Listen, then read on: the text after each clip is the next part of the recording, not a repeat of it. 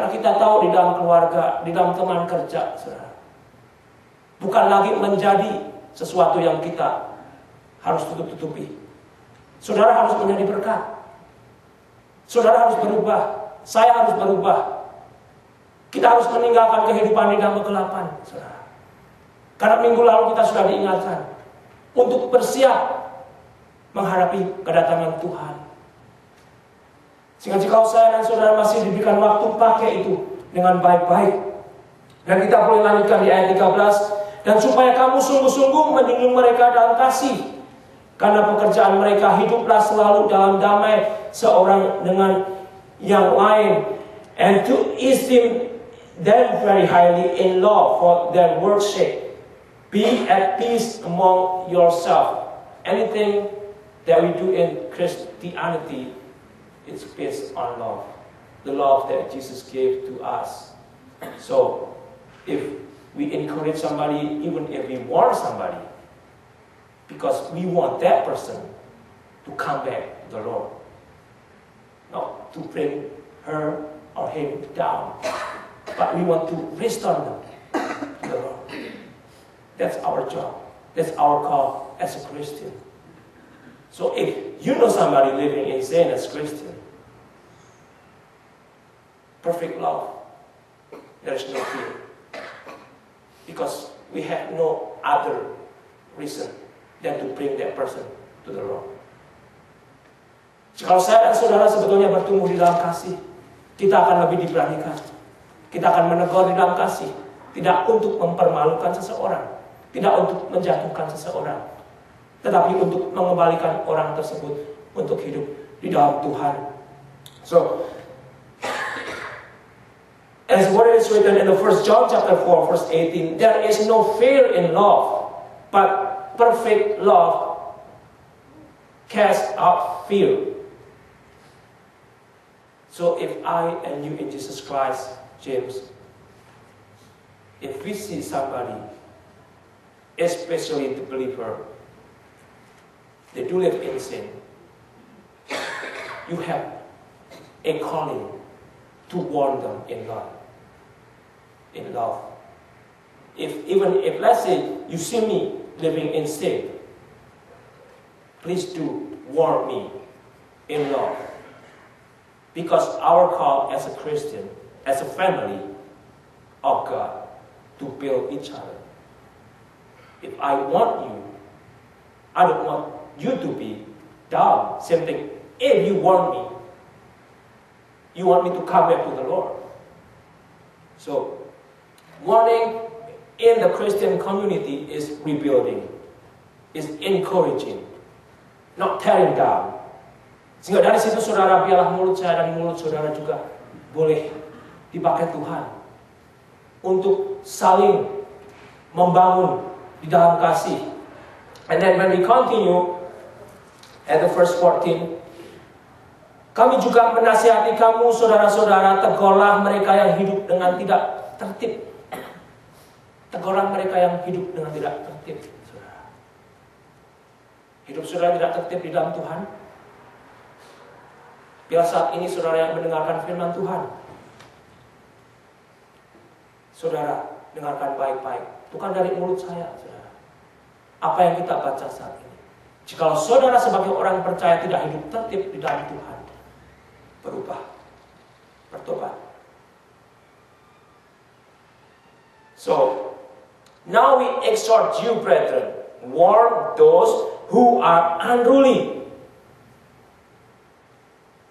As a Christian, do you live in the rule of love? If you are not living in the rule that God has already given us in His word here, His written word, repent. Repent. This is not my word. This is God's word, God's written word in the Bible. I'm just reminding myself, and I'm also reminding you right now. Repent. If you live unruly. Sehingga kembali saudara, untuk menegur tidak mudah. Puji Tuhan, di dalam keadaan begini lebih mudah saudara, karena saudara hanya mendengarkan. Jika saudara dari mata ke mata, di rumah, di tempat pekerjaan, bisa berantem. Puji Tuhan jika saat ini saudara mau mendengar, mau membaca dan menerima apa yang saudara baca dari firman Tuhan dan bertobat. Jika saudara tidak hidup tertib di dalam Tuhan Yesus, puji Tuhan. Karena itulah sebetulnya kerinduan Tuhan. Untuk saudara hidup tertib di dalam Tuhan. Tegurlah mereka yang hidup dengan tidak tertib. Hiburlah mereka yang tawar hati. Belalah mereka yang lemah. Sabarlah terhadap semua orang. Hiburlah mereka yang tawar hati. Jika saudara tawar saat ini, biarlah firman Tuhan juga boleh menghibur saudara. Hidup di dalam Tuhan, saudara tidak akan lepas air mata. Seringkali hati saudara menjadi tawar, hidup saya ikut Tuhan, kok tidak berubah? Sakit tambah banyak, keluarga tambah berantakan. Jadi hidup saudara juga hambar.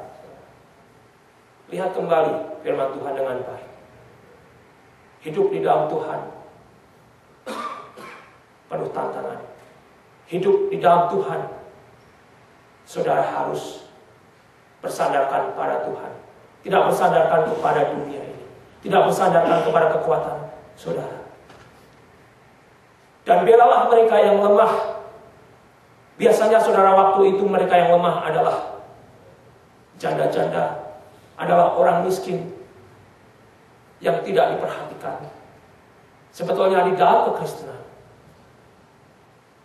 kekristenan mengangkat mereka yang ada di dalam kelemahan, mereka yang ada di dalam kemiskinan, mereka yang tidak diperhatikan. Dan dari situ saya dan saudara sebetulnya kembali saat ini saya juga diingatkan untuk kita memiliki kesabaran. Untuk kita memiliki kesabaran. Kalau Tuhan Yesus nggak sabar sama saya, saudara, mungkin saya sudah habis. Saudara yakin kalau Tuhan Yesus nggak sabar sama saudara, saudara udah habis?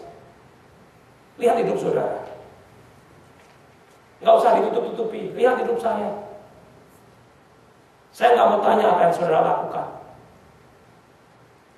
Tapi manusia hidupnya kotor.